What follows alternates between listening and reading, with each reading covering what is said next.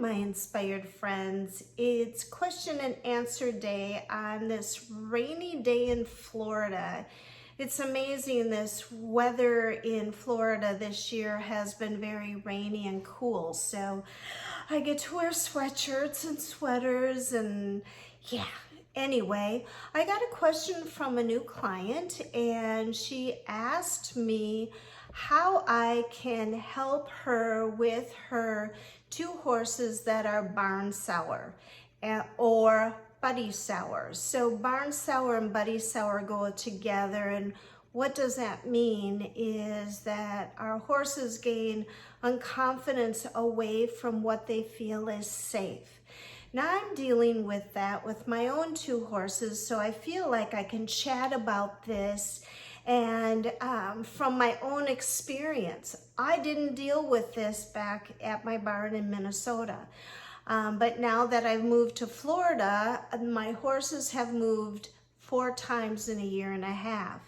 And so they've been only together, those 2. So they are glued at the hip. They love each other so much, and so when one goes away, the other one is frantic. And what does that mean?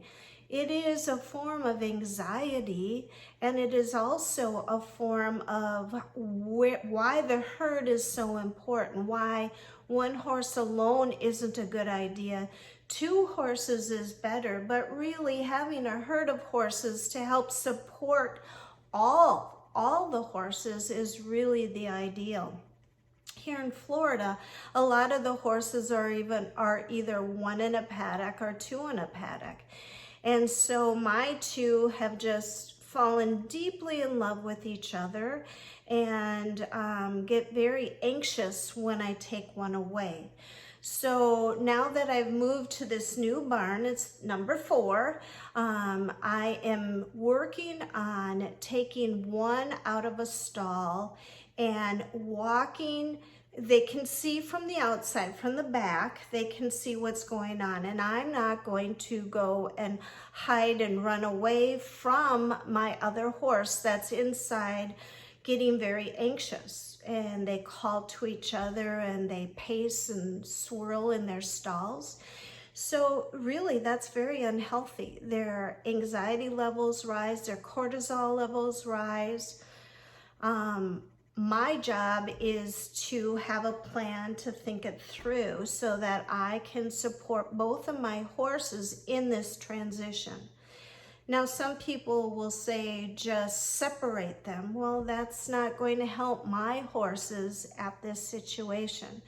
So what I've been doing is yesterday I left Journey in the stall where he can look out and see, and I'm walking him back of the small little stall areas. So it's called a barn, but it's really just, maybe 8 stalls. And so I'm walking him back, going towards the outdoor arena. And so I do advancing and retreating. So I can hear Journey, I can see him. And if he starts getting anxious as I'm walking away, I turn around and come back. Rio's fine, because Rio is fine with me, but Journey isn't fine being alone in his stall knowing that Rio has left. He wants to be with us. So this is my plan, is to do alternate Rio and Journey so that they get used to us walking away one by one and leaving one in the stall so that they start getting used to habituating being in the stall by themselves without the other horse there. And I'm going to take my time. Like I said, I'm going to advance, so I'm going to walk Rio away. When I hear Journey, which hardly ever whinnies, start doing his high-pitched whinny, which is his anxious whinny, I'm going to turn Rio around and come back so that Journey can see him, and then they get quiet. I allow Rio to eat some grass right there. And then after a minute or two, I ask Rio to walk off with me. And when I hear Journey starting getting frantic, I come back. I don't want to cause this to be a major problem of buddy love. I want it to be where I can take one horse away and go ride it, come back, and then get my other horse, take him away and ride it without causing this frantic anxiety of buddy sourness or buddy love.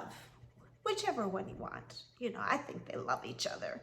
They're glue, you know, oh my goodness. So the question she asks is, how do I do that? And just like what I said is, so if my horse is bound sour, I just advance and retreat. When my horse starts getting anxious and I start feeling that anxiety rise, I start walking back to the barn.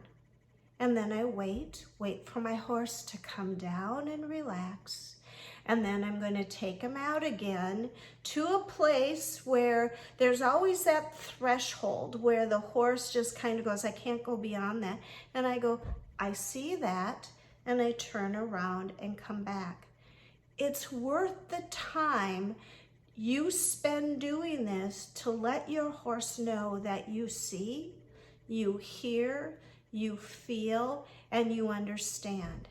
So I hope this helps. Hopefully I'll have a video. It's hard to do this when you're all by yourself. So anyway, if you have any questions, comment below.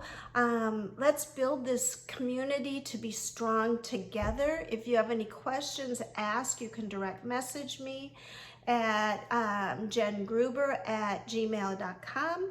I'm on Instagram as Inspired Horsemanship. I'm also on Facebook as Inspired Horsemanship LLC. So hopefully I'll see you there. Blessings to you.